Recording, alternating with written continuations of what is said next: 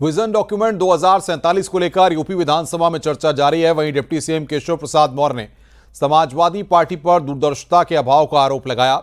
वहीं deputy CM Brajesh Pathak ने कहा कि 2017 से पहले राज्य के हालात काफी खराब थे, अपराधियों को सरकार का संरक्षण हासिल था। इस पर विपक्षी विधायकों ने हंगामा किया। मंत्री कपिल देव अग्रवाल ने सदन में विपक्ष के रवैये को लेकर नाराजगी जताई।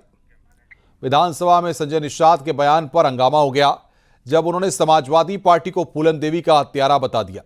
संजय निषाद ने कहा कि फूलन देवी का समाजवादी पार्टी से मोहभंग हो गया था। फूलन देवी ने अपनी अलग पार्टी बना ली थी और उनकी हत्या हो गई, जिस पर समाजवादी पार्टी ने भी पलटवार किया। ऐसे तमाम वार पलटवार का दौर जारी है। 72 घंटा चर्चा चलाएंगे, इसके लिए आपने मना कर दिया। तो तो वही करते। स्पष्टीकरण के लिए पूछा था कि कितना, तो मुख्यमंत्री जी ने कहा नहीं 24 घंटा। कितने विधायक हैं जो हिस्सा लेना चाहते हैं, क्या इतने समय में हो पाएगा? आप सबको लगातार बढ़ते चले जा रहे हैं। हमारी शिक्षा की स्थिति क्या है, हम किस तरफ पर बढ़ रहे हैं, ये कहीं न कहीं सरकार की मानसिकता ये स्पष्ट उजागर हो रही है। मैं कहना चाहूंगा कि अभी हमारे उच्च शिक्षा मंत्री जी बोल रहे थे, उन्होंने बड़ा लंबा चौड़ा अपना विजन बताया, लेकिन आज लगातार महाविद्यालयों के अंदर सेमेस्टर वार एग्जाम हो रहा है, पढ़ाई हो ही नहीं पा रही है और लगातार एग्जाम पे एग्जाम होते चले जा रहे हैं। आखिरकार आपकी मन और मानसिकता क्या है? हमारे जो पढ़ने वाले छात्रों छात्राएं हैं उनका भविष्य आज अंधकार में है। हमारे नेता माननीय अखिलेश यादव जी ने पीडीए पाठशाला चलाकर जब लगातार पीडीए पाठशाला चलने का काम करे तो ये सोई हुई सरकार जागने का काम करे। और हमारे मंत्री जी आकर के हमारे प्रश्नों का जवाब दे रहे थे कि मैं विद्यालय नहीं बंद कर रहा हूं। आपकी मन और मानसिकता क्या है इस बात को दर्शाता है। और आपके ही सरकारी कर्मचारी और अधिकारियों ने जाति सूचक शब्दों का प्रयोग किया। पंचायत में मुस्लिम और यादव का स्थानांतरण के विषय पर जो चिट्ठी जारी हुई, ये सरकार का असली मुखौटा जो है उजागर होने का काम कर रहा है। अधिष्ठाता महोदय, मैं कहना चाहता हूं कि आज स्थिति बस से बदतर हो गई है। आप गांव में जाएंगे, वहां जो रोडें हैं वो इतना जर्जर है, इतनी खराब है कि चलने लायक नहीं है। आज हम लेकर 2047 का विजन लेकर आए हैं। हमारा वर्तमान तो ठीक है नहीं है और इसके बाद भविष्य की चिंता हम कर रहे हैं। भारत सरकार और बाहर बैठे हुए नुमाइंदे, मैं आपसे कहना चाहूंगा कि माननीय अखिलेश यादव जी ने अपने सरकार अपने कार्यकाल में नौजवानों को लैपटॉप वितरित करने का काम किया था। अच्छी बेहतर शिक्षा चलाने के लिए उन्होंने प्राथमिक विद्यालय को और सुदृढ़ करने का काम किया था, महाविद्यालयों को और सुदृढ़ करने का काम किया था, लैपटॉप देकर के नौजवानों को नौकरी देने का काम किया था। इसलिए मैं आज अपने माध्यम से कहना चाहता हूं, अधिष्ठाता महोदय, आज के साले की स्थिति क्या है? आज हम लोग जो मेडिकल कॉलेज और हॉस्पिटल में जाते हैं तो वहां में दवाई है न डॉक्टर है। मैं गाजीपुर की अगर चर्चा करना चाहूंगा तो वहां भी दिखवा लीजिए कि आखिरकार क्या स्थिति हो गई है। इसलिए मैं अधिष्ठाता महोदय आपसे कहना चाहता हूं, माननीय अखिलेश यादव जी ने 108 एम्बुलेंस चलाने का काम किया था। आज एम्बुलेंस जैसे तक खड़ी हुई है, उसको डीजल नहीं मिल पा रहा है। 100 डायल नंबर जो गाड़ी है उसको डीजल नहीं मिल पा रहा है। आज जो हमारी स्थिति है बस से बदतर हो गई है। जो माननीय अखिलेश यादव जी ने पूरा स्ट्रक्चर देने का काम किया था, वो सारा स्ट्रक्चर उत्तर प्रदेश की वर्तमान सरकार उसको नष्ट और भ्रष्ट करने का काम की है। इसलिए मैं आपसे कहना चाहता हूं कि आज नौजवान युवा बेरोजगार होकर के सड़कों पर आ गया है। लगातार पेपर लीक हो रहे हैं और बड़ी मेहनत के साथ वो जब एग्जाम देने जाता है तो एग्जाम भी नहीं दे पाता है और वापस घर चला आता है। माननीय अधिष्ठाता महोदय, जब से इस प्रदेश के अंदर भारतीय जनता पार्टी की सरकार आई है, उससे बदतर हालात और स्थिति हो गई है, चाहे शिक्षा की हो, चिकित्सा की हो, बिजली की हो, पीडब्ल्यूडी की हो। धन्यवाद माननीय सदस्य, धन्यवाद। माननीय अधिष्ठाता महोदय, आप लिख कर दे दीजिए। ये सरकार माननीय सदस्य, धन्यवाद। 2047 माननीय मंत्री श्री ब्रजेश होने वाला है। मैं माननीय लिख कर दे दीजिएगा। बहुत बाकी है बोलने के लिए लोग, प्लीज।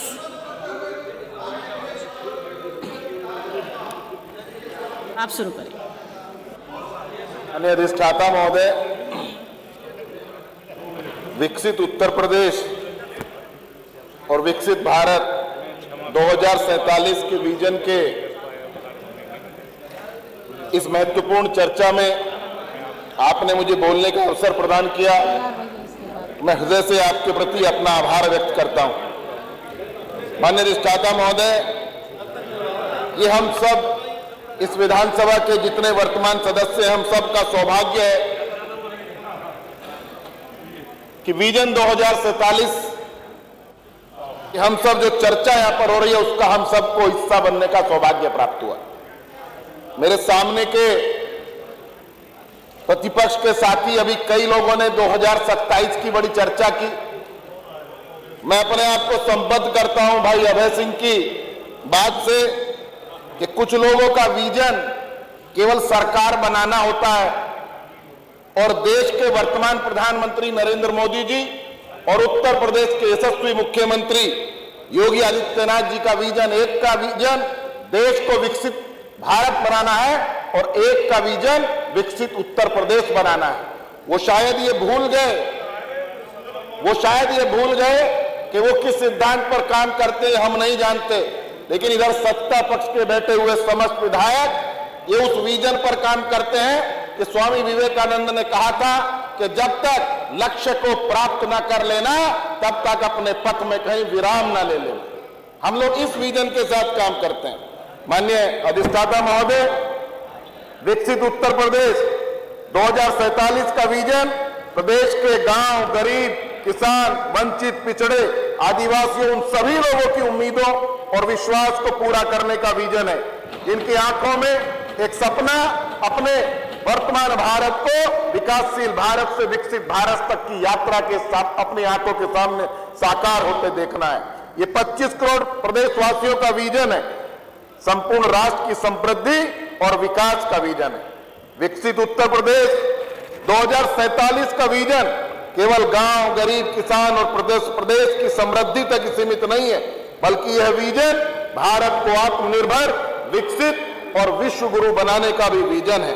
उत्तर प्रदेश के यशस्वी मुख्यमंत्री माननीय योगी आदित्यनाथ जी के कुशल नेतृत्व में साफ नीति, स्पष्ट नीति और साफ नीयत के साथ ये प्रदेश इस ओर तीव्र गति से और नवाचार के साथ सतत आगे बढ़ रहा है।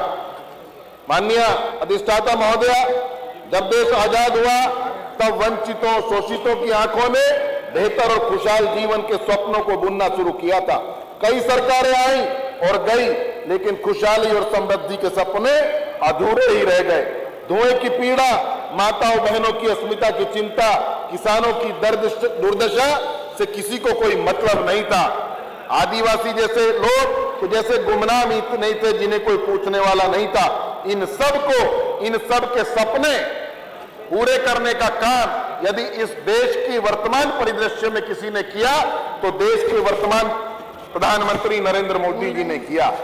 एक सत्ता पक्ष, एक आपने समय निश्चित सीमा के साथ दिया है। चौधरी को बुलवा दीजिए। बहुत से सामने बैठे लोग बहुत सी बातें कर रहे थे, लेकिन 2017 से पहले की जब चर्चा उनके सामने कोई करता है, आज उनको बड़ा कष्ट होता है। लेकिन 2017 से पहले का उत्तर प्रदेश डकैती, लूट, हत्या, बलात्कार, अपहरण, यही। और इस वक्त विधानसभा में सीधे चर्चा चल रही है। हमारे साथ कुछ खास मेहमान भी जुड़े हुए हैं। आनंद दुबे प्रवक्ता हैं बीजेपी के, सचिन रावत प्रवक्ता हैं कांग्रेस के, रतिभान त्रिपाठी वरिष्ठ पत्रकार हैं। रतिभान जी, क्या मैसेज यूपी सरकार देना चाहती है? इस इतने लंबे सत्र को करके क्या संदेश जाएगा, क्या मैसेज जाएगा, क्या इसके पीछे मकसद है? देखिए, मकसद बहुत अच्छा है, उद्देश्य बिल्कुल पवित्र है और उद्देश्य ये है कि 2047 तक एक उन्नत प्रदेश, उत्तर प्रदेश जो है उन्नत प्रदेश हो जाए, विकसित प्रदेश हो जाए, विश्व स्तरीय किस्म का उन्नत प्रदेश हो जाए, ये उद्देश्य है। और इसी को देखकर विजन डॉक्यूमेंट तैयार किया जाए कि विकास जो हो समग्रता में हो, वैश्विक स्तर का हो, एआई पर आधारित इंडस्ट्रीज हो, यहाँ पे एआई जो इंफ्रास्ट्रक्चर हो। बहुत सवाल सिर्फ ये, रात को आप 12 बजे, 2 बजे, सुबह 4 बजे अगर सदन के अंदर चर्चा करेंगे तो उससे जी। ये 2047 को आप कैसे जोड़ रहे हैं? क्या इसके पीछे क्या संदेश है? ये क्या कोई रिकॉर्ड बनाने के पीछे हो रहा है? क्या रीजन क्या लगता है आपको पीछे? रिकॉर्ड तो एक विषय हो सकता होगा, लेकिन